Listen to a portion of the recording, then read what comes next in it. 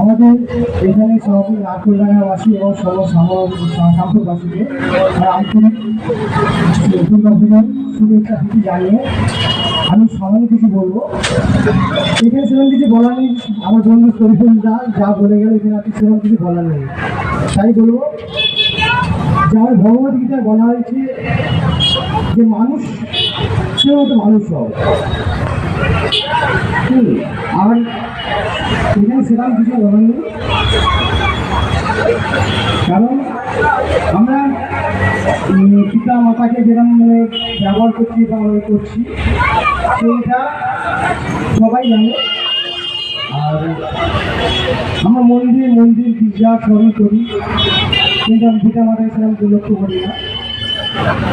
তাই সবার কাছে এই করবো যে ধর্ম রাখো ঠিক আছে, কিন্তু পিতা মাতাকে সম্মান দিও। এইটুকু বলে শেষ করে